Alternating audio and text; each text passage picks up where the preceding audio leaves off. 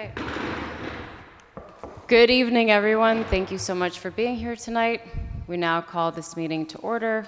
I am the chair of this committee, Parks, Environment, and Recreation, and I'm joined by our fellow member, Councilman John Gale. Thank you for always consistently being here, and so many other meetings. And then we're also joined by Corporation Counsel. For this particular meeting, we only have 2 items, and we also welcome input from others as well. One of them being an update from Troy Stewart and/or any representative from the Recreation Department in terms of what's going on with the Recreation Department, the programming, the sites. And then the other item that's on the agenda has to do with an update from PrAC in regards to their report. And we also are joined by our Director of Department of Public Works. And of course, at any moment, if there are any reports that you would like to add to this meeting, we welcome that as well. So let's start with Troy Stewart.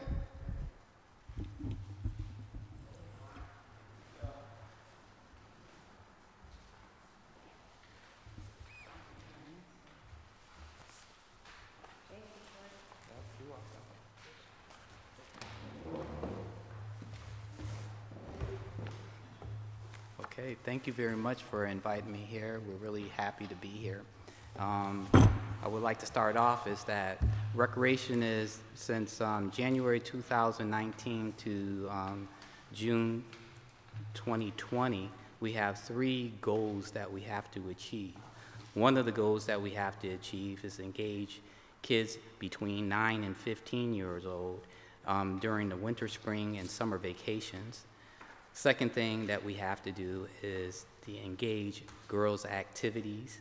And then the third thing is to increase the numbers of fundamentals and aquatic skills. So those are the 3 things that we're being engaged on for this year. 9 to 15.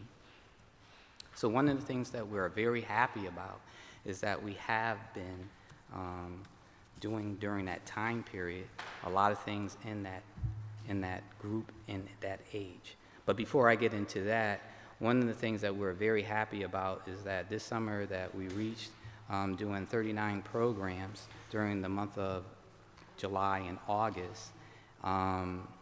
Previously, before in 2018 to 2019, we only did 21 programs during that time period. During the year of 2017 and 2018, we only did 14. And then during 2016, 2017, we only did 9 programs due to the decrease in our budget. So we're building up and making changes that need to be happening. As you see in front of you, we have given you a packet of information dealing with our summer program and all the things that we have done during the summertime, as well as you can look through it.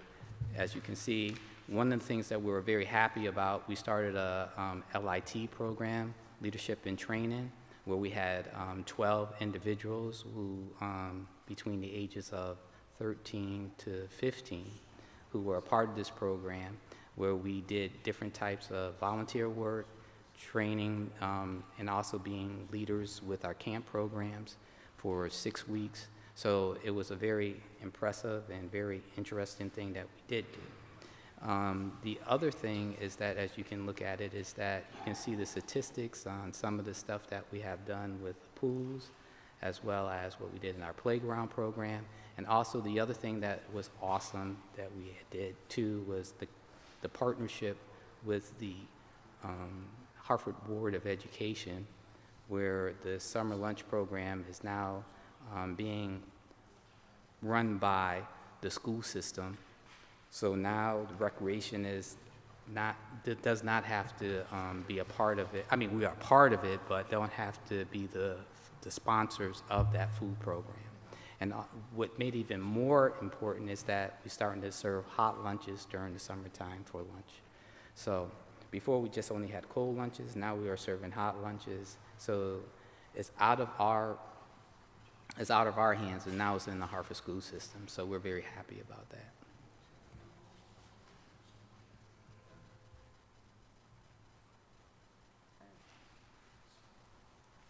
Word has been What has been out of the 30, and that's fantastic, that's a really great update in terms of the programs growing. What has been the most popular programs, at least 3 most popular programs that you've had? The first one is that since we took over the evening programming for teenagers, that was the one that really popped this summer, especially now that we are tailoring programs to teenagers and what they want to do. The thing about it, what was so interesting is that we're starting to have teen parties at our centers. We had teen pool parties, teen nights, and everything else like that during the summer, and we were starting to see a big amount of people coming to them at both Parker and Arroyo.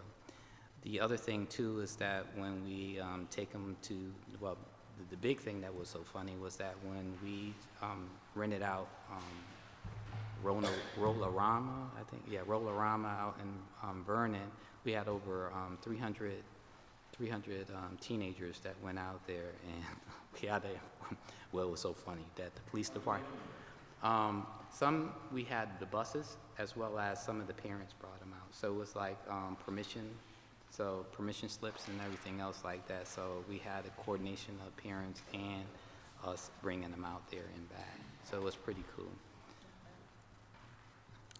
The second thing is dealing with our pools.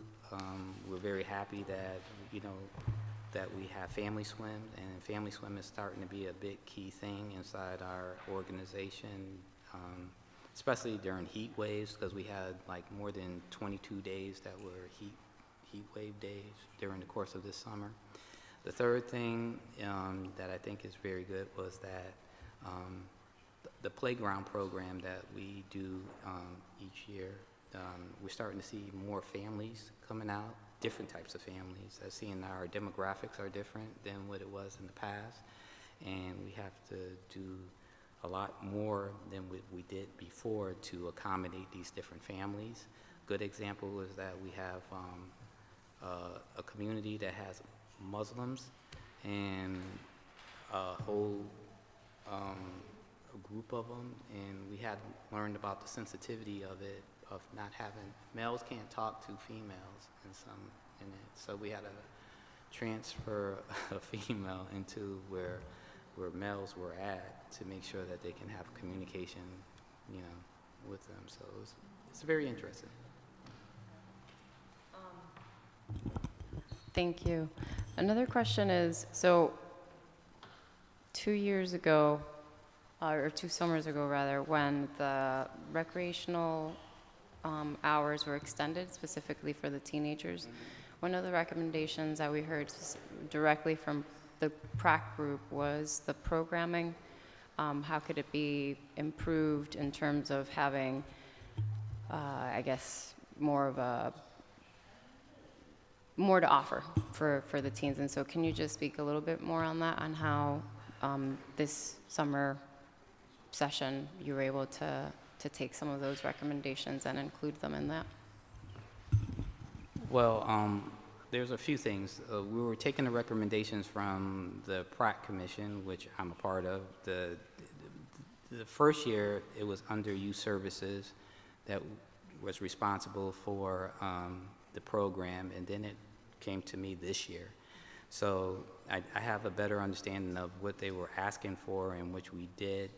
We were working with the Wadsworth Athenaeum. We were working with the people in our community, doing volunteer work with some of them during the evening time. There was a combination of different things that we were doing to make it different than what it was before, and making sure that they were interested in what we were providing for them. Also, we did surveys before the program started, and to make sure that it was the interest that they wanted. We brought in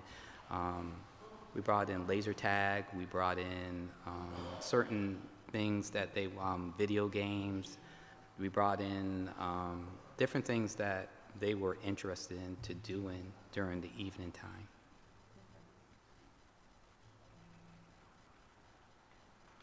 And so, is that survey included in here? No, I'll give it to you if you want it, okay? Neil, do you have other questions as well? Oh, sure, thank you.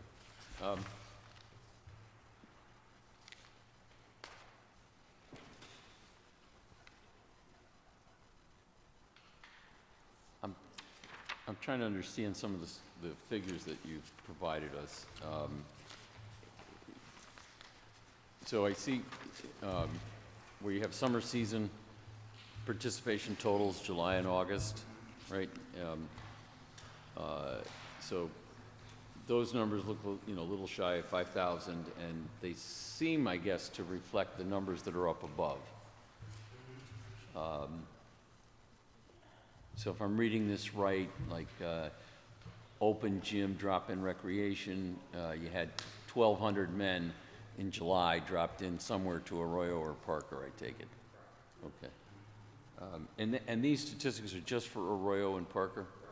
So we're not operating any other recreation facilities during the summer? Not during the evening time? This is just for evening. Got it. Okay. All right. And so daytime, do we have statistics then for daytime?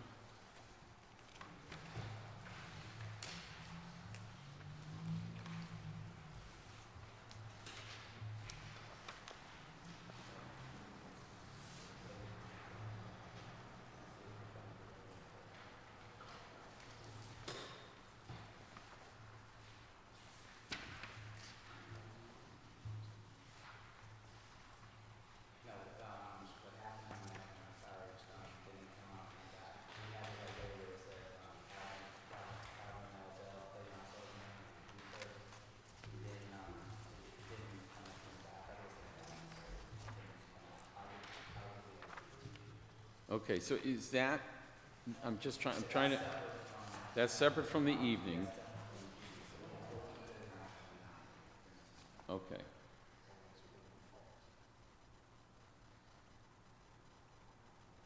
And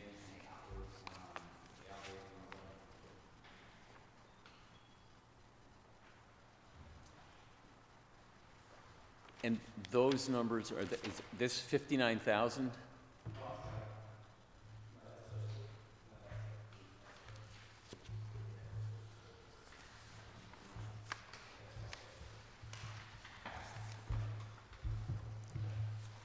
So, and I'm just, you got a number here, 59,000 participants. So 5,000 of those are the nighttime participants? Yeah, and then the rest of it during the day. Because we have counts between, our counts are going by what we count physically, not counting what we see in the night. There's more than that, but we're counting for what we know we have for us. And that's how we're going. Okay, and then there's this page that talks about 45,000 participants. That's just in the aquatics? So this is just every day, the kids using pools. Okay, how many pools are we operating? Four pools, outdoor pools, and one indoor.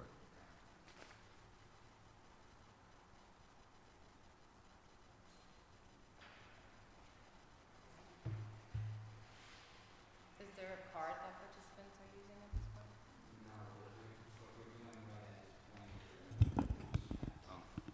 What we're doing right now is that we have clickers that we are counting. I thought we were going to start identifying folks, because they're filming. I thought we were going to start identifying folks who were Hartford versus non-Hartford residents for this year. As I said, we're in the process of doing that. As I was saying to before, it's just only 2 of us who are full-time and all the rest is part-time, and we're working on it, and we are gradually getting to that point. It's going to take us a little bit, it's taking us a little bit more time for us to get there, but we are going to be doing it starting in our centers very soon, where we're going to identify those type of individuals. But we are identifying them by paperwork. We know who comes, the only reason why we know by our centers is because anybody who's new who come in our center, they have to fill out a card, and they have to let us know, because if it's an emergency that happens, if they fall or whatever it is, and injure themselves, we have to know who we have to contact, and that's how we can figure out if they are from Hartford or not from Hartford. So based on the utilization, I'm just wondering, with respect to like the 14 playgrounds, are you able to say, yeah, those 14 playgrounds got a lot of use, and if we had 20 playgrounds, they'd all get a lot of use, or not? I will say this much is that if you would see this summer, we have seen an increase in all of our parks and playgrounds. For some reason, which is really interesting to me, is that we're starting to see more families, and when I say families, meaning we have babies all the way to seniors, in our playgrounds and parks, and is a good thing. I think the more that we can get people in our playgrounds and parks, it will better our whole system itself. So, yes, this is the first time I can say is that I'm seeing more people in our parks. And if we expanded those playgrounds?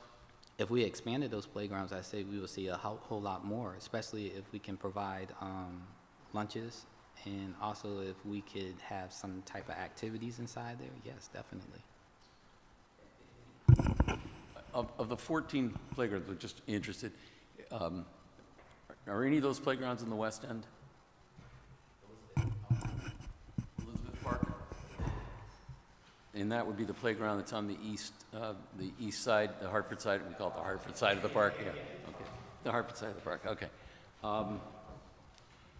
And are any of those playgrounds in schoolyards?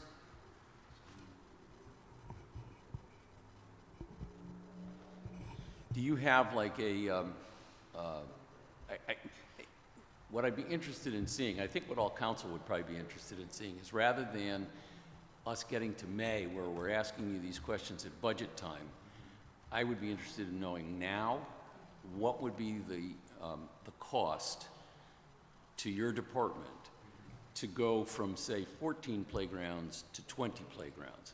And when I say that, I think what I'm talking about, I'll give you for instance, No Webster School has two outside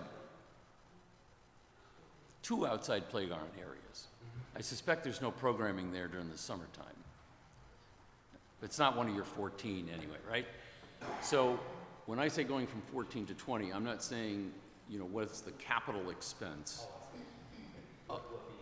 It would be the operational expenses for employees. What would be the cost and, you know, supervision and the employees to put, you know, some college student with a whistle at No Webster, for instance, for 4 hours, Monday through Friday, and to do that in 6 other locations around the city. And so I'm sort of assuming that we have 6 other locations that already have the playground equipment, maybe even a basketball court or something, that could accommodate a recreation program. And I'm just wondering what the costs would be. And that's, you know, then we could think about that in terms of looking down the road towards budget. I will forward that to you. Okay. I just have 2 other questions. So in reference to how you mentioned clicking people in, what kind of software do you need to make sure, or what were you looking at in terms of the software to identify people? So using that one? We will expand on MyRec because it has all the equipment that we need for us to make it work. It's just that we're just in the... I asked because, to Councilman Gale's point, as we prepare for the upcoming budget, trying to identify, you know, what areas, how much money, in terms of additional funding, if MyRec, or maybe if it's another software that we need to acquire. Because it pertains to recreation, so we can maneuver that. So then, if I'm understanding correctly, then MyRec could be used in the same way that, you know, if I go to the gym, they scan my, so you could do that. Okay, right. And then the other question, so you all put out a lot of really great programs, so I commend you on your work. There's so many things in here that I'm like, wow, I wish I had known about the Afro-Latino dance and so many other amazing programs. And so as a parent, wearing the hat right now of a councilwoman, how can we get the word out beyond social media? Because not everyone's on social media, or not everyone might necessarily be on an email distribution list. And so what are some thoughts in terms of how council can be helpful, and as well as the mayor's office and or other departments? How can we assist you in getting the word out to folks in the community about these amazing programs? I believe that we have so many other mechanisms that are going on, and like we have the newsletter that goes out for the mayor's office. We have friends groups, PRAC. We have all different types of people that are doing it. It's just that you have to let us know what the medium is for the individuals that we need to contact, because everything has changed so much. I mean, people are not looking at newspapers anymore as they used to. Television is another thing. So it's like a combination of different things, and I don't know what is the main medium that we can connect. We do connect with the Hartford school system and their media people of everything that we're doing as well, so they can give the word out to the Hartford schools, but I don't know what else we can do. So on the Hartford schools piece, is there, for instance, a distribution list that you have access to of who the PTO, PTA members are, or their chairs, so that you can send out this information and then through each school send out a blast? We give it to their communication director to give the information out to, because we try to make it as easy as possible for us, so that that's their entity, so we don't know who all the individuals are, and they could change as time goes on. So that's who we give it to. Would it be helpful if you had access to that list? Okay. Yes. All right. Okay, thank you so much. Also, you can see inside your packet of all the stuff that we're doing, which we did in October, as well as in what we're doing in November. And also, next month when we go to the PRAC meeting, we'll give the statistics of who came into our centers in September and October.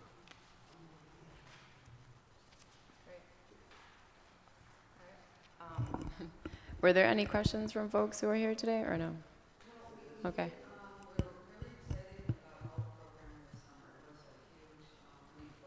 Mm-hmm. Do you want to come up, because it's being recorded?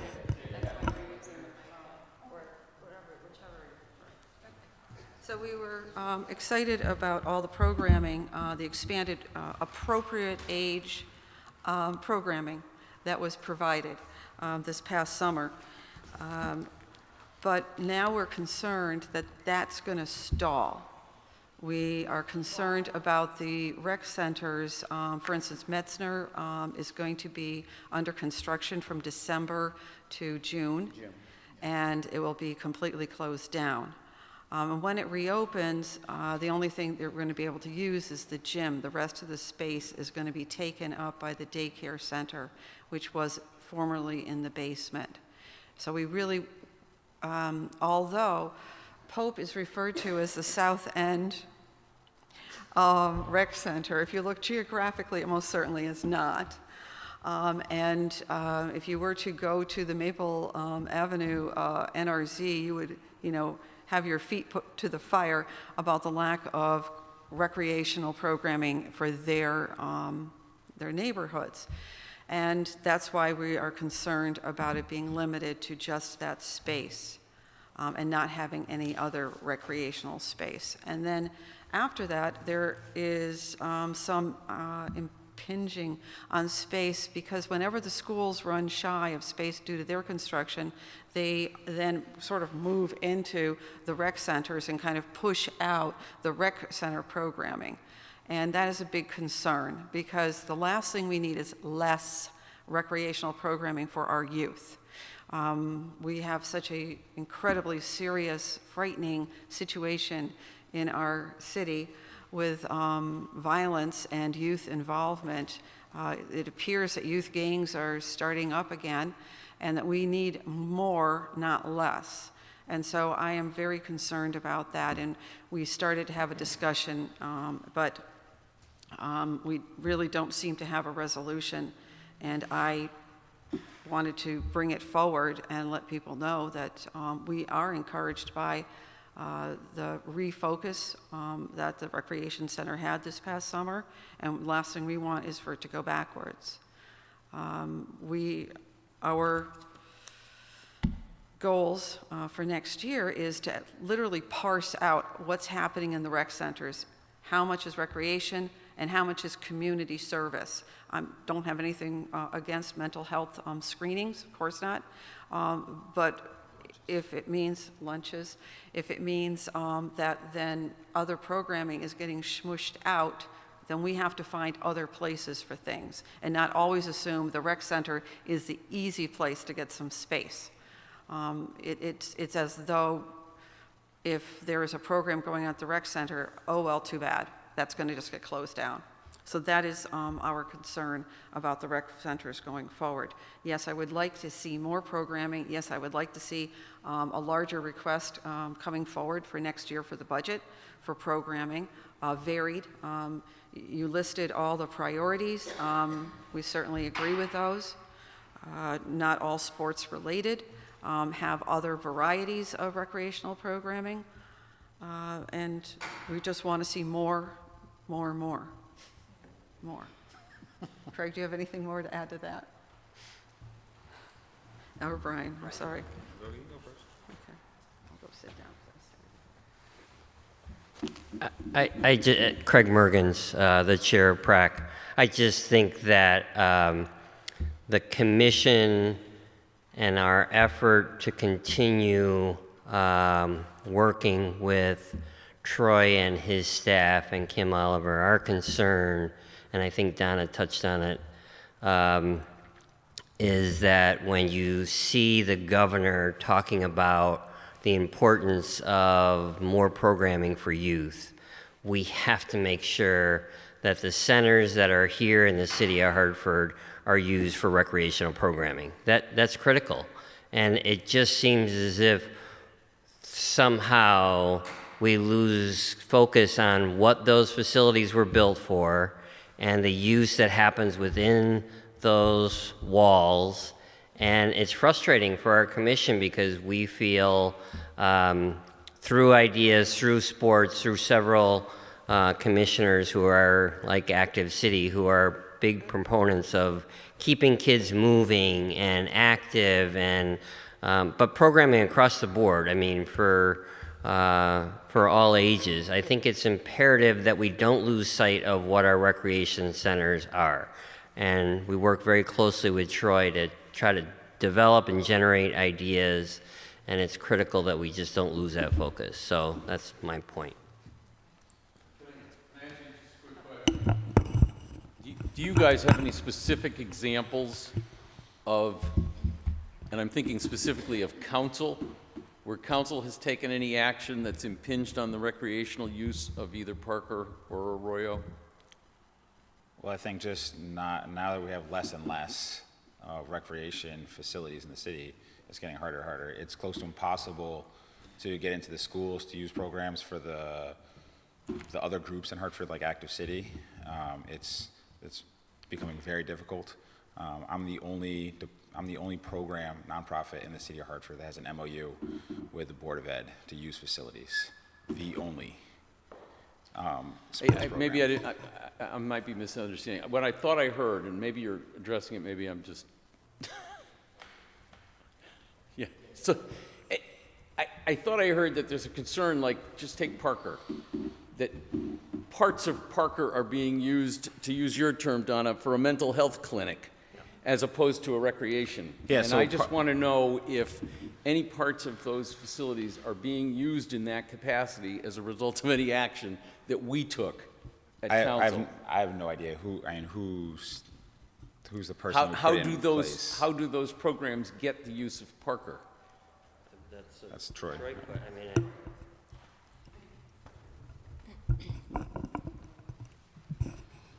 most of the programs that come to us is coming through the city itself. So we go by what is told to us to come into our building. So I don't know if it's come from council or if it comes from the mayor. So I don't know where it comes from. So Yeah, so part of what we're, as PRAG, trying to do moving forward is to try to separate out recreation. You know, I feel like over my lifetime in the city of Hartford, recreation has never been its own department. It's bounced. It's been part of human services. It's been part of DPW. It's been part of, now it's this long abbreviation of things. And I think part of the issue is that it then just gets slammed together, and they need somebody to feed people in the city, which is awesome. So recreation do it. All right, well, we need to have,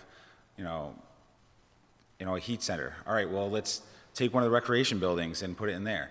And the problem is that we have then lost all of our programming and all of our staff. I feel like the staff for recreation get used for everything else except for recreation. In my definition of recreation is running programs. And,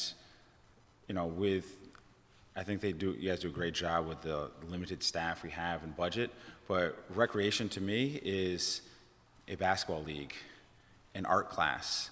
I remember when there used to be people in all the parks and they taught us how to make like bracelets and stuff like that. There used to be a football league that was run by recreation. There used to be a city basketball league that was run by recreation. None of that exists anymore. There are no more programs. There's open gym, there's open swim, but in terms of actual like programs, they don't exist anymore. And so I think that's the opposite of recreation is what we have. And so that's why I feel like it's a huge reason why we have some of the issues we have with youth in the city. Because the schools aren't doing it either. None of the elementary schools in the city of Hartford have a basketball team anymore, or any teams. 4 middle school teams have sports programs out of all of the middle schools in the city of Hartford. And so, we think about recreation's not doing it. Schools are not doing it. You have kids who are showing up for high school to start playing sports. Statistically, if you are not fundamental in your sport by the age of 12, you will not play it you'll not play it in life. Yep. And so if we're not teaching kids how to throw a baseball, shoot a basketball, swim, anything until they get to high school, it's too late. We should be reaching kids at 3 years old to teach them how to play these sports. And if you go to pretty much any other town in the state of Connecticut, actually I'm almost positive we are the only town in the state of Connecticut that doesn't have a recreation department. And we're the capital. That's crazy. A recreation what? Department. Mike, can you speak a little bit more to what you just mentioned 5 minutes ago about Active City, only nonprofit, and the MOU? Yeah. So we have an MOU we have one with the Board of Ed, and we also have one with the city to collaborate to run programs. And so through our MOU with the Board of Ed, it allows us access to schools, facilities. We also have an MOU to do marketing and stuff like that. It's very much a work in progress. This past soccer season, we've been trying for, probably like 7 years to get them to use the distribution list to put out our programs. So they did this year. They took our flyer and they sent a message to 22,000 kids in the city of Hartford. They go to school in the city of Hartford, and they put my cell phone number on the bottom of it. Wow. How'd that work out? My phone literally did not stop ringing for at least 2 weeks. But we went from 150 kids in West End Soccer, we had well over 320 kids in the program. That's amazing. And so that's really cool. It's a great resource to use and stuff like that. So through that, we're able to do that. I mean, for the, several dozen other programs in the city of Hartford who don't have that MOU, it's impossible to get in the schools. Even with the MOU, it's still I'm still working with, we have an MOU, now I have to go to the school and then convince the school that it's okay. And then I have to convince the custodians to not charge me an arm and leg to use the facility. And so even, I mean, that's just one step in the process. So if I'm hearing you correctly, are you saying that you need council's help to, or the mayor's office, or a combination, to pass some kind of resolution so that you don't have to have that many, those levels of barriers? Yes, so I worked on something actually with Luke last year that we were unable to fund. That was to help support 10 sports groups in the city of Hartford, to use 10 different schools throughout the city of Hartford over the winter, with the idea that each program would have roughly 200 kids in their program, running programs in the city of Hartford in the schools. There was actually a program that's going on in New Haven right now where they open up several schools on Friday nights. And they run like a basketball league. They have open mic night. They do different programs. And they do it in the evenings in the schools during the school year. And they do it several nights over the summer and then on Friday nights over the school year. And they got grant funding to do that, to keep kids off the streets. You know, and so that was the ideas we're looking to do that through sports. I mean, you think about, you take the Hurricanes and the Wildcats. You say, all right, each of you guys get a gym, one in the north end, one in the south end. You have 4 nights during the week to run programs, you know, and you do that. And you find, we have the track club, we have the baseball programs, there's, golf, there's 2 soccer programs, and you divide them up throughout the city, and then you get kids going, and you use them to be programs. Okay. Does your MOU have a dollar sign with it? No, Maggie Gerard wrote the MOU. Maggie Gerard wrote the MOU. My mom wrote the MOU. There's no dollar sign on it. It's very vague. So it's up to the school to decide what to charge us and what the cost is. So the idea is that the school should not have to accrue cost because of our programs. So is the goal then for this to be, and I think you just said it, this should not increase, your MOU does not increase the budget of the Board of Education? No. Okay. So turn it the other way around then. How much are you paying? So it depends. Right now, No Webster, I pay nothing. No Webster sees us as a community partner, and No Webster pays for a custodian to show up every Saturday morning for us to do Saturday Hoopsters. Out of their school Out of their own school budget. Classical Magnet last year charged us $900 to do Saturday afternoons. We're in negotiation right now with the custodian because now there's a new custodian and the new custodian unions want us now to have a separate custodian for every single program that they're running in the school. So for instance, like we show up for 20 years, we've showed up at No Webster School and we bring our soccer teams there. There's already custodians there till 11 o'clock at night. They have to stay and close and clean the gym, but they don't have to clean the gym, and they can do that last. And so we'd always work it out with the custodians that they come in there last, we come in there. They don't need us, we don't need somebody to unlock the building, stay there and clean up after us or anything, and so there's no extra cost, so then they don't charge us anything. Now the new regime wants to charge us per hour to have a custodian to do that. We can work on that, on the negotiating part. Yes. We'll work on that. We could appreciate, yeah, that's a huge detriment, and it's hard for, we're trying to make programs affordable for the kids in Hartford. Mm-hmm. Any more questions?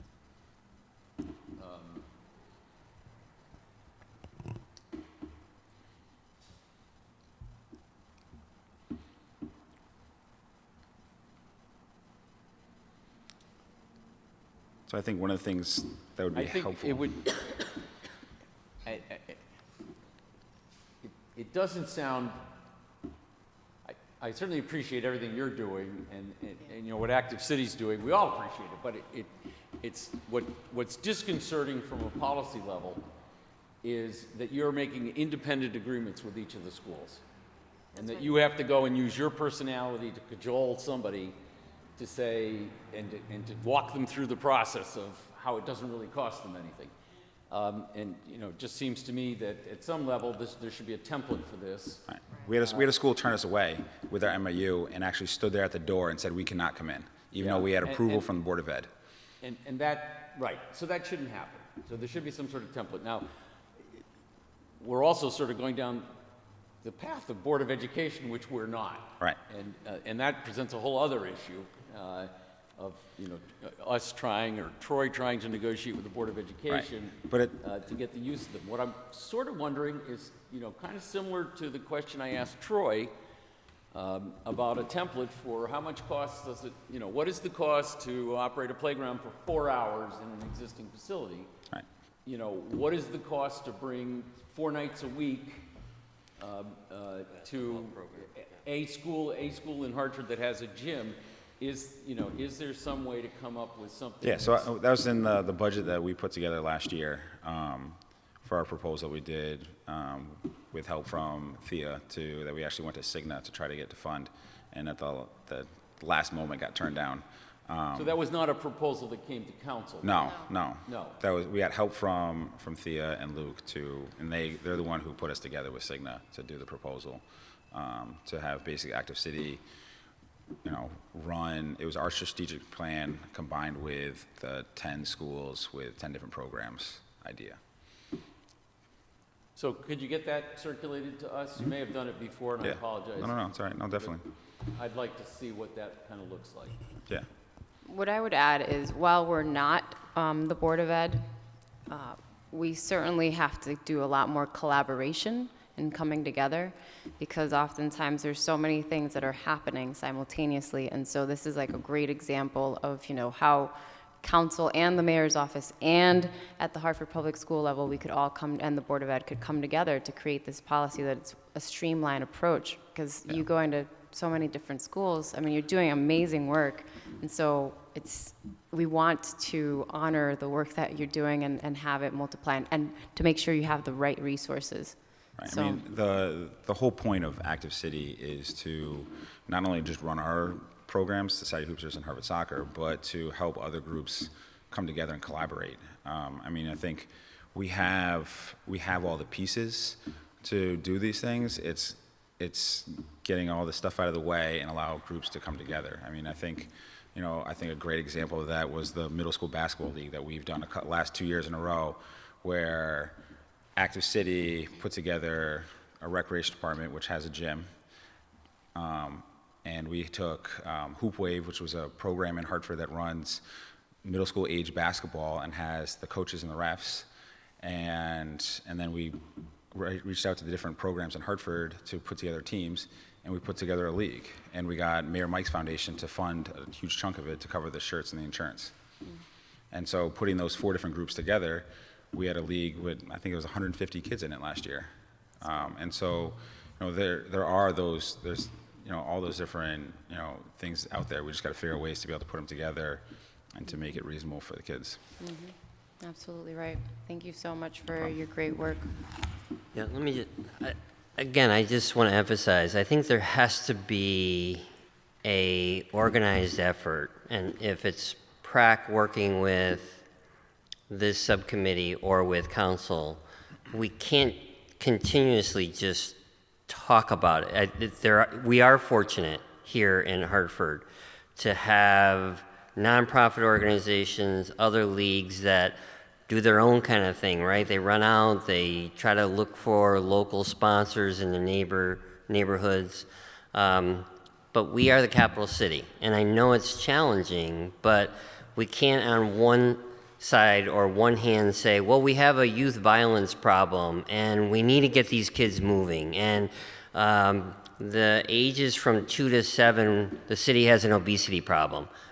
The way that we do that is we all come around the table and we develop a plan so that we don't utilize the rec centers and really all of these centers that are just not even being used for programming. And Troy and his staff have been over there waving their hands like, come on, like, we got to get this going.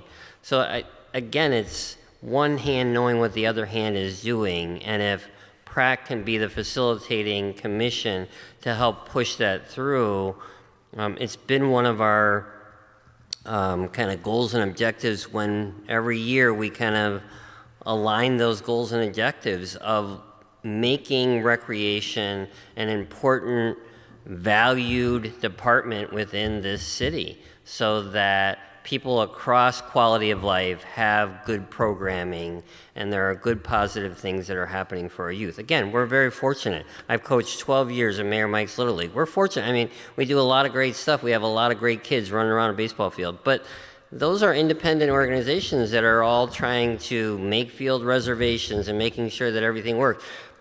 The recreation department is what, again, when you look at any other town in Connecticut, they have a recreation department. So that's my... Yeah. Craig, or anyone, do any of you, what strikes me is that at some level, we're all talking about this, but where's the Board of Education? There's this huge partner out there who's got, you know what, I don't know, 30, 40 buildings in the city that all have potential recreation facilities in them, and they're not in the room. So I'm just kind of wondering, and I mean, there's 169 towns in Connecticut. I don't know how all the other towns do it.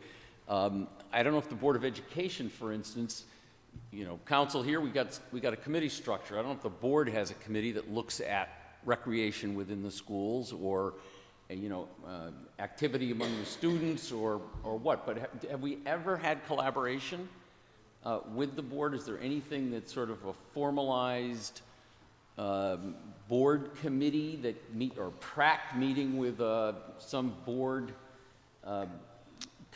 similar? We have. So we've presented the idea several times. I mean, my thesis for my master's program 7-8 years ago was the whole idea of a person or a position, I called it the czar of sports, that would kind of collaborate and do all that. And that was in a position which they semi-created, which is there's a faculty manager, I believe it's called, for athletics, Nicole Porter, who is that role for the city of Hartford, or for the Board of Ed rather. But it's... Does she sit on PrAC? No. Does she come to PrAC? No. So there's no collaboration? No. That's right. All right. It's actually quite the opposite. That's part of what makes it a lot harder. Okay. So I think there's definitely a lot of follow-ups to be done from just everything that was mentioned here, and a lot of this is super helpful as we're planning for this upcoming new year, and funding priorities, and also just policy priorities. And from my standpoint, I think this is going to be really an important issue to keep up and to follow, and to circle back with PrAC. And I will be doing that. I'll be meeting with you, Mike, and others, so that we can implement. Because it's not just about having the policy written, but it's also about actually implementing it, and that people know where the resources are and what resources are. All right, so I think seeing no other comments, so thank you so much for your report, for the presentation. All right, so have a good night. So we're gonna move on to item 2, so that's the update and report from PrAC.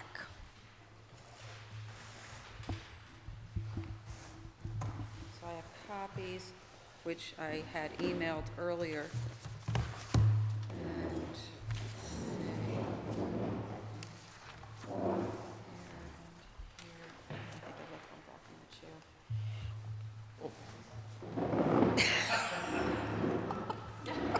Right. So, of course, the first paragraph is an overview, and we noted that we had Walter Veselka joined us last November. First, I want to remind you that this runs from September 2018 to August 2019. So some of it may feel like centuries ago, but it was just a year ago. So we had a lot of change of staffing in the park division, and that has, I'll say, really impacted, I'll say, our ability to collaborate. I think we're getting back to some good communications, et cetera, but it was a real challenge having 3 deep of people not be full-time, et cetera. We appreciate that Councilman Gale has attended many of our meetings and has provided a lot of feedback, input on many, many questions that come up when we're floundering. The Tree Commission is a serious partner of ours because our parks have trees falling down left and right every single day almost this past 2 weeks. And it's a very serious public health safety problem. I listed our accomplishments, but I think I want to spike out a couple of them. The Clean Hartford's effort, Clean Hartford Parks. Next year we were requested to do our cleanups on the second or fourth Saturday. We discussed it in the Friends group. There's no problem with that.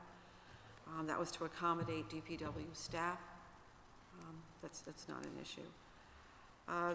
We had hosted with Recreation a spring open house of different recreational programming, summer programming. Craig had basically said, you know, it's been something he's been really harping on the past couple of years about how do we get people to know what programming is available. And last year we had Dillon, which is a community day, and there was some discussion about possibly having it at Dillon next year. Just some discussion. Friends of Batterson Park. Craig, Brian, and, I said Craig. So it's Charmaine Craig. Oh, there it is, okay. They have been working with yeah, it's just very confusing sometimes. Friends of Batterson Park Group. And I heard just recently that Brian told me that someone else has weighed in on some ideas. We just felt that the group was very anxious and put off by the length of time that it takes to work with the city of Hartford, which, boy, can we talk about that. We have one Heaven Skate Park Friends group have been waiting 7 years to form some legal document, some agreement. Never got to the table. So that's one of our constant, like, how do we get these agreements going with different groups? And this group, you know, is like, you know, 1 year old, and they're like really anxious and upset about this. And we're like, well, yes, and there's a lot to be discussed. That's a huge park. But Heaven Skate Park, we really don't understand why that's taken so long. Where is it held up? It just never been, a meeting has never been even called. They have requested a meeting for 7 years, and nothing has happened. No response. My understanding is the mayor's office and Corporation Council, and they just don't get anything back.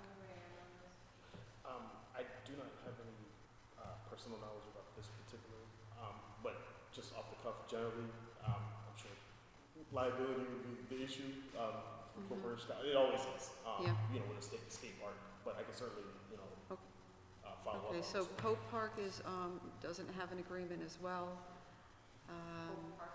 Pope Park, Friends of Pope Park. Just so we understand a little bit better. And Friends of Goodwin. I don't understand, frankly, I don't know if I can thought this through, but all the Friends groups, I guess what you're suggesting is all the Friends groups are supposed to have some sort of a written Correct. agreement with the city Correct. regarding their activities in the park. Otherwise, And some it's- are current, and some are in place, and some are not. Yeah. When, They're all different, it's not. Correct. right. The word a couple times said it's not a template. No, and we kept asking for a template, and then you could just more or less check off what is applicable to your park. So for instance, I don't have a carousel, okay? Cross that off. I don't even have a pond house. Cross that off. But so that is something that we've been asking for years and just haven't made any headway. And what happens as a result is always Mother May I. And we're actually harassing the staff for every little thing, you know. Every time we have a volunteer event, I have to submit a volunteer form and you know, go through providing, again, the insurance form, again, the waiver, again. Where they go, nobody knows, but anyway, I submit them. But that makes it very tedious for everybody. If, like at Elizabeth Park, they were, didn't have one, and they finally got theirs signed. And Bushnell Park, I think they're still on the cusp of having theirs signed. So it's like these are, a lot of things are happening, and these friends groups or conservancies or, whatever they've chosen to call themselves, are doing a tremendous amount of work in those parks. And it should be easier for them. And that's why we really want to get these agreements. Yeah, the original establishment of friends groups was back in the 80s Yeah. when the city was in a difficult financial situation. Like now. Friends groups were established to help support, promote, develop programs, activities, and fundraise. And they would do some fundraising to do some of those things or beautification. So there needs to be an update through our legal, so that all of these agreements and contracts are just all up to speed. It makes it easier, you know what we're allowed to do and what we're not supposed to do. And then it also states clearly that we expect then DPW to do it, whatever that is. Because everything has to be negotiated. It's extremely tedious. It's very similar to what Brian described with Board of Ed. Let's see. The Recreation Center programming we brought to you our concerns in 2018, 2019. Troy did share with you quite a bit of the information. I did write a summary for the Hartford News and put it out on social media. The pool program is immense. And that is something that, again, we don't feel really gets the, they don't get the funding to really make sure that everything is in line. The communications struggle, it's kind of last minute. But also, Troy brought to my attention something that I knew but didn't understand the severity. All of the pools are in more than disrepair. There's concern that they may not be able to open any pools coming forward. So that's a very big concern. And yes, we have the Park Trust Fund, and I know that we've always done what they call the Band-Aid. But for instance, at Colt Park, somebody asked me, why is there a pool on the inside near the playscape? And I said, oh, that's the leak from the pool over there. And they thought it was from the splash pads dripping off, but it's not. The pool is actually draining so much, there's like a mini pool out in the park. And needless to say, the grass grows like crazy there, right? Because that's the way it always is.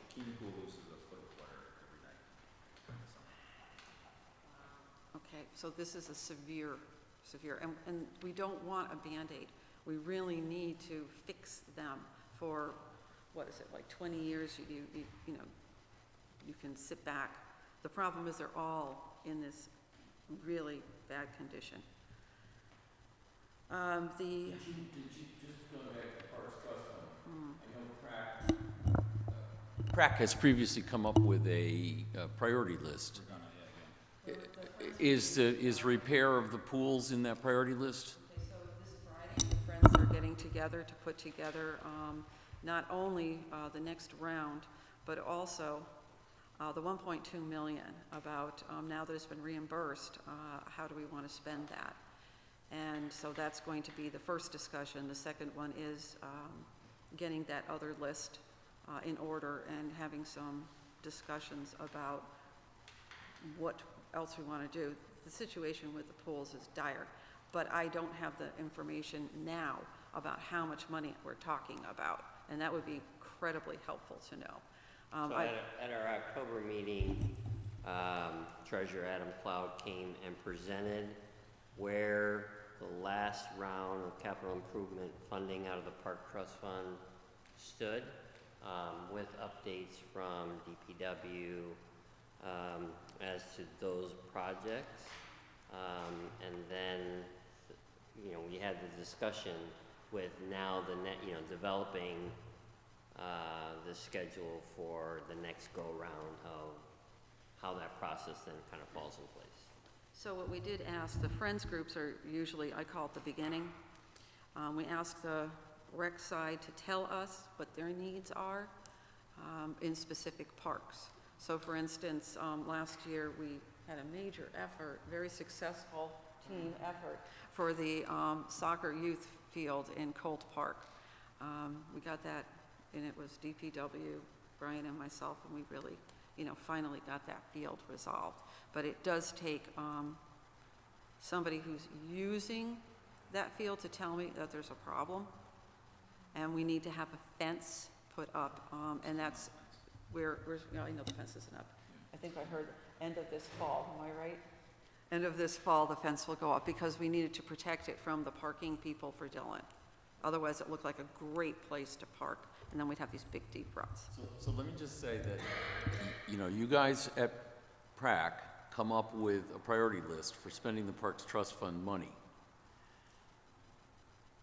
We get a budget that proposes spending the Parks Trust Fund money. We're never clear whether the priorities that are in that budget match the list that you gave. So that's, thank you for bringing that up, and that needs to, again, just like the prior conversation, that needs to be tightened up. Everyone needs to be around the table having the same discussion. So what, Agreed, and so, helpful to us at council. Yep. Yeah, but timing. oh, absolutely, Send it to us at budget time, yeah. when you know that we're gonna. Yeah, but this is when we're looking at it, because we can rearrange priorities in capital in this budget. If it's given to us and the budget says that the priorities for the city that we're gonna adopt are, 1, 2, 3, 4, 5, and you told us, no, they should be 5, 4, 3, 2, 1, Yeah. then that's then our decision to make. Do we like your 5, 4, 3, 2, 1? Do we like their 1, 2, 3, 4, 5? Or do we think it should be something else? But That- it would be really helpful if we had a So- priority list. And that's why Right. it was a priority for us to have Treasurer Cloud at our meeting.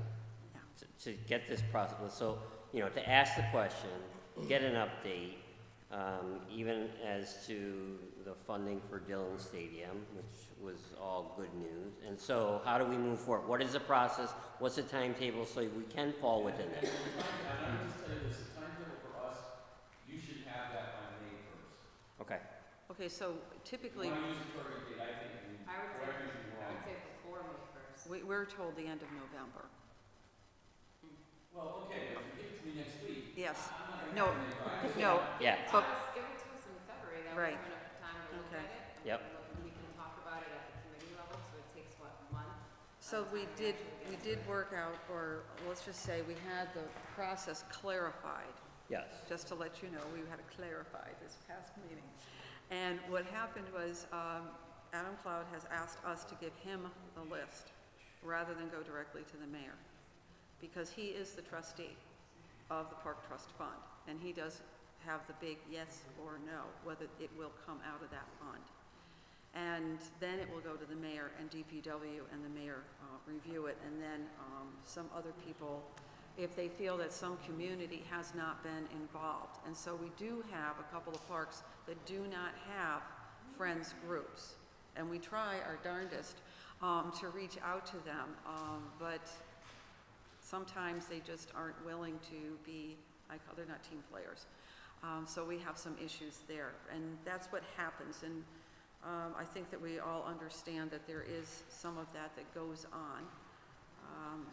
But we're all in with being in sync Yeah. with making sure the process works through PrAC to you, to council, to the, we definitely want to, that's, I'm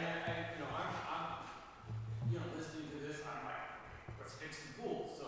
yeah. If you tell me the pools is your 5th highest priority, all right, then it's your 5th, but if you tell me it's your 1st. I want to know that by budget time, because if it comes to me from the city that it's not the 1st, then we get an opportunity to sit there and say, okay, well, why isn't it the 1st? We can have the conversation, and if we think it should be the 1st, February, yeah. February. We're involved with the community use policy, and that is still in progress. And what we're recommending is that there is a community use oversight board created. Dylan, sorry, what did I say? I don't know. Okay. Yeah, so, we're talking about for getting Dillon Stadium going. But as John, you know, we've had issues with permitting for it, who can use it, the $25,000 that's to help support public use of it. So there's lots of community use of it, and so we're recommending that there be a committee set up. It can even be like a subcommittee of PrAC or something set up where we invite the different groups that are using the stadium or would like to use the stadium to put together a committee to kind of oversee that. What's been the response from, is this at the administration level? Alyssa Hobbs, who has left, I believe by now, Friday's was the last day. Friday. Oh, okay. She, yeah. Or this Friday. And Nancy Boone left too. So, Yeah, so that's, we don't know. but they were, Alyssa was perfectly fine with it. We just were going to discuss what roles, how would we choose who was on it. So we were going to move forward. I just wanted to be sure that. But again, as a priority, new facility, fabulous new investment in the city. It's spectacular.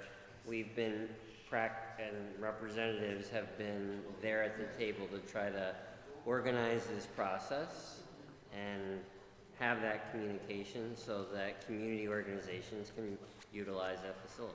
So it's, there's a few bumps in the road. Brian had another one the other day, so it's a matter of, transparency, conversation. We're trying to push that along. We're fine with kicking the door down if that's what we need, just to have conversation. So we all got to be in sync. Do you have any more comments about the annual report? Out of the last point, no, go ahead. No, you go ahead. But it pertains to this. Oh, okay. So out of the last point, again, as we stated, and I think you both have attended or been for part of it, we every year try to have a retreat with the commission. We had another one this year, September 11th, again facilitated by Lee Erdman. Out of that is the goals and objectives for the commission that is presented to you. And so again, we want to keep the commission active. We feel that we've got tremendous representatives, commissioners.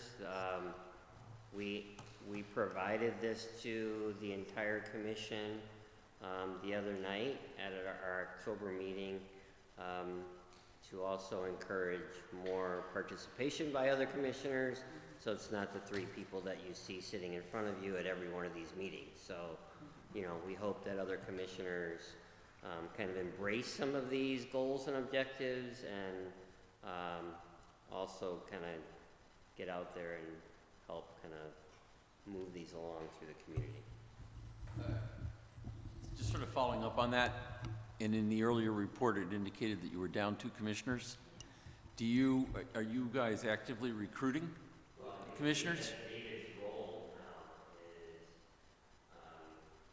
getting more the word out through the city to try to, I think it's his role to work with all of the commissions, right? So he attends our meetings. I think he's advocating. We as commissioners, We we recruit all the time. all the time. All the time. Like, I'd love to have a gardener. I'd love to have a gardener. I would love to have someone from Sigourney Park, Sigourney Square. It's a 3-year battle. I still can't get anybody. Even for submitting what they'd like from, a project from the Park Trust Fund, I can't get a response. So we're constantly looking, and we do need people. We've got a couple.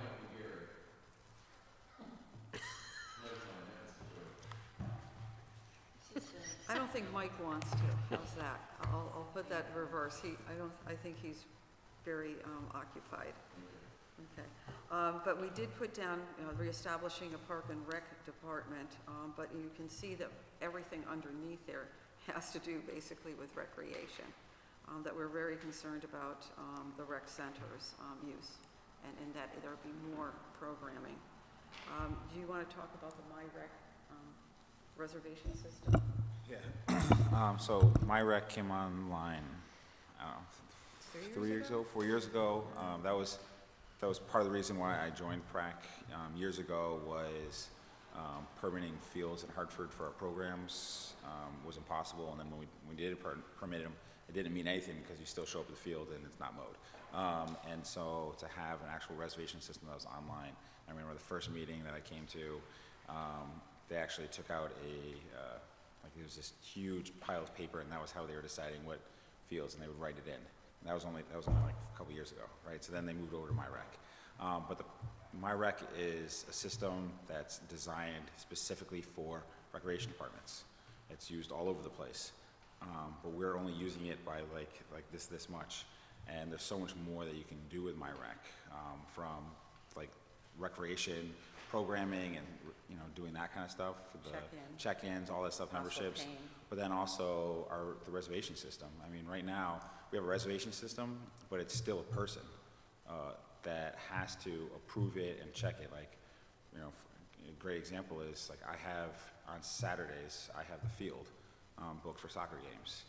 But if it rains on Saturdays and I can look on there and see that it's open on Sundays, I should then be able to book for Sunday, because I have a 24-hour window to make up those games, otherwise it's a forfeit. Problem is, I can't do that because the way we use the system, it has to be approved by a person who only works, 9 to 4, Monday through Friday. And then on top of that, it's, we have, every year it's changed on our policies on how it's reserved, when it's reserved, who gets the first dibs. It's constantly, we need something that's physically in place as a rule. Here's how you do this. Here's the start date for this season. Here's the start date for this season. And then it needs to be a conversation. One of the things that we put in place last year that then didn't happen this year was we had it set up so prior to every season, we had a community meeting for anybody who's going to pull permits, and you can come and sit down and say, all right, I would like the artificial turf field at Cork Middle. All right, John, so do you. Okay, well, what nights do you want it? How about we share? How about you say, you go Tuesday, Thursday, I'll go Monday, Wednesday. So now we both get to use the field. That happens to some extent. It happens for some extent for me because I know all the players in the game, but a lot of people that doesn't exist. And so they go to put in a permit on the first night, and they get an email 2 or 3 days later saying, oh, sorry, it's booked. Because there wasn't that communication. And part of that is also all you get is, oh, it's booked. Not, hey, well, it's actually only booked up to this time. You could go after that time, or you could go the next day. And so there can be a lot more friendly use from the system, and also just a better use of the system and what it is actually designed for. Because right now it's still a huge problem, and it's super difficult. It's not as bad as the Board of Ed, but it's It's still. not as, it was better 2 years ago. Yes, we've gone backwards. So as of right now, there's no actual guidelines for MyRec, so that it's preventing the confusion that you're discussing. They just aren't adhered to. That's where the real frustration. We still have a couple of people who, for some reason, are allowed to book, 7 to 7? Or 9 to 9, or something crazy like that. It's supposed to be that you're only allowed to book 4 hours at a time. Okay, but they're booking like 10 hours, and we don't understand how that could happen when that is not supposed to happen. So we get pretty frustrated about that. And then we get a lot of phone calls, and there's things that we just haven't been able to fix. Well, yeah, DPW for the reservation system. Yes, I know. Do you want to speak on this? Do you have any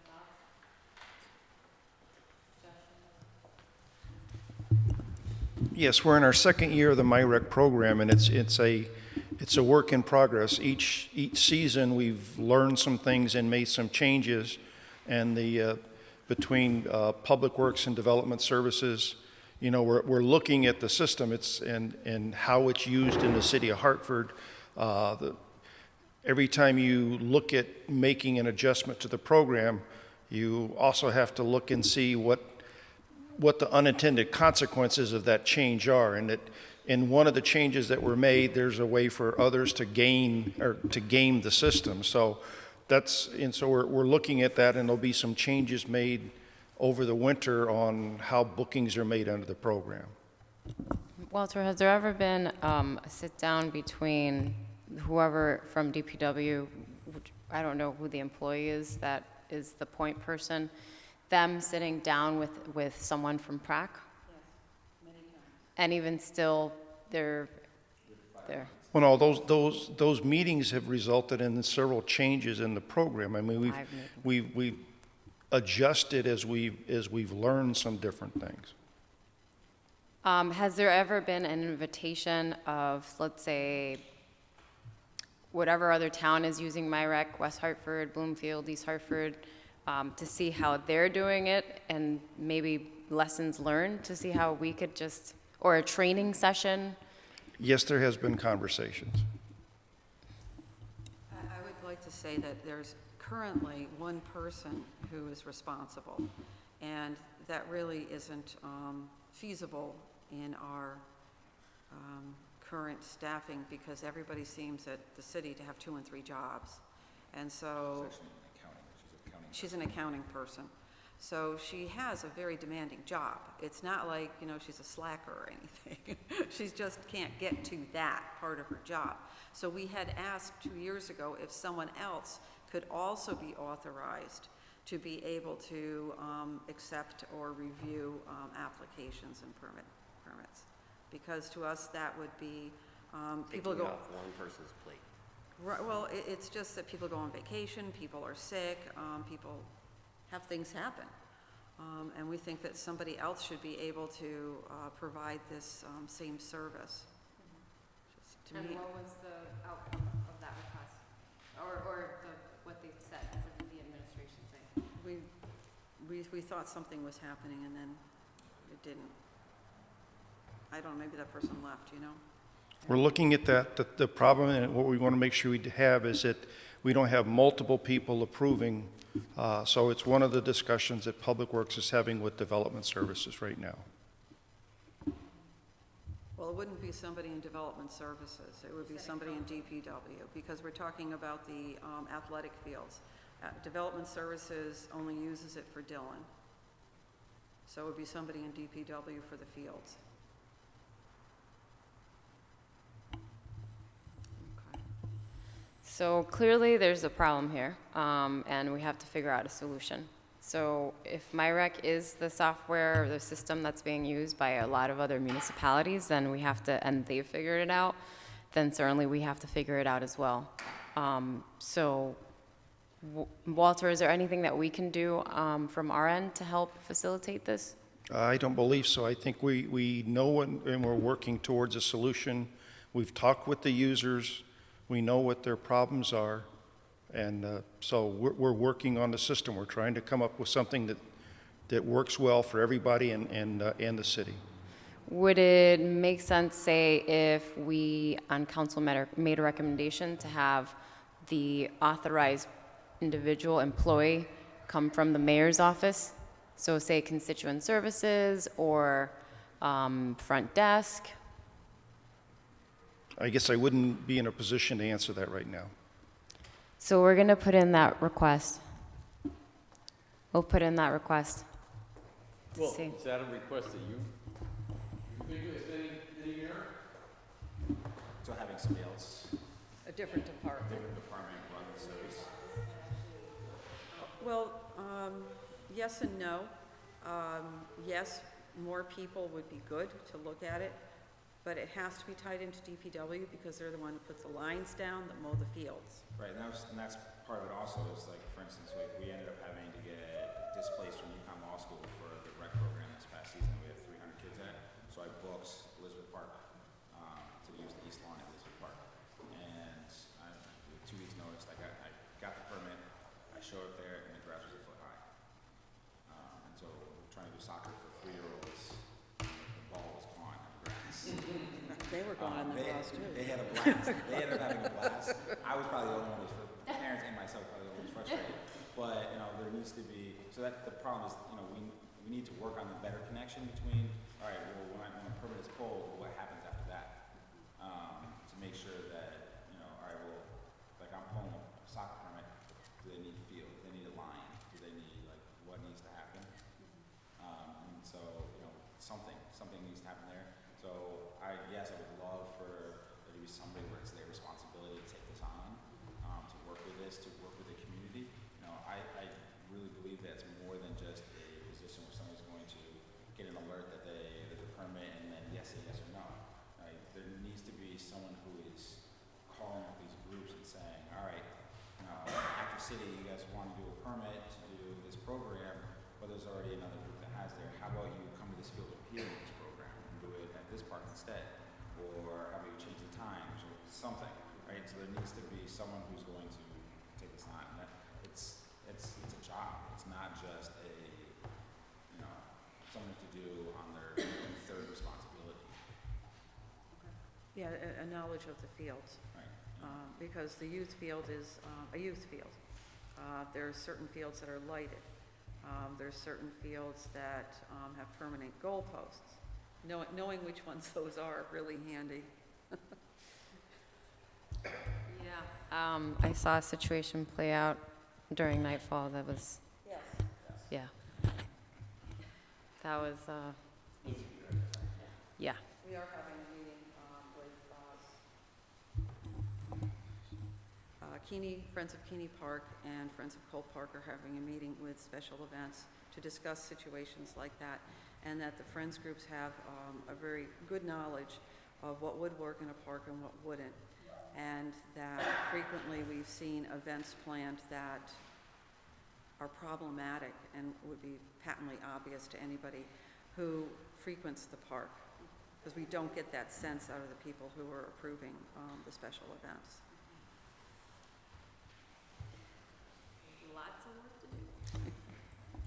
We're ready to take that up. I know, you always are. Okay, so thank you for the goals that you've laid out for this upcoming year.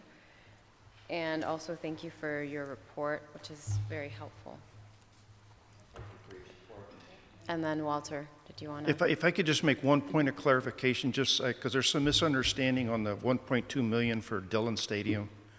That money is not free money. That money was a loan from the projects that were already approved. So if I would have been able to do and get onto the street all of the projects that were already approved, the last one in line, which in reality is the irrigation system for Goodwin Golf Course, I would never be able to contract for, because there's not money in the bank until that 1.2 million came back. So that's not free money that can be reprogrammed into new projects. That was a loan from that project fund. Okay, so that's what I asked for in an email last Friday.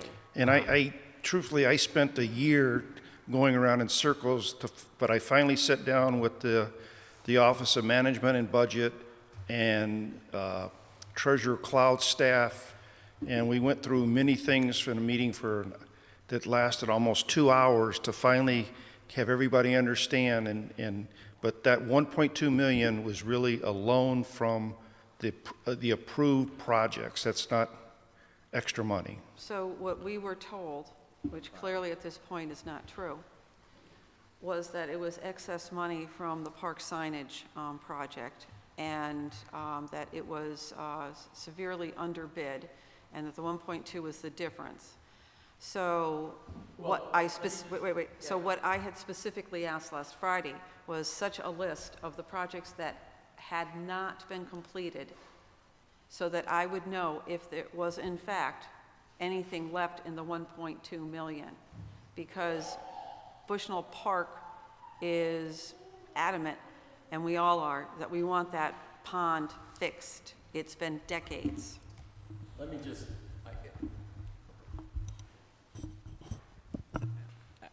you're both right, okay?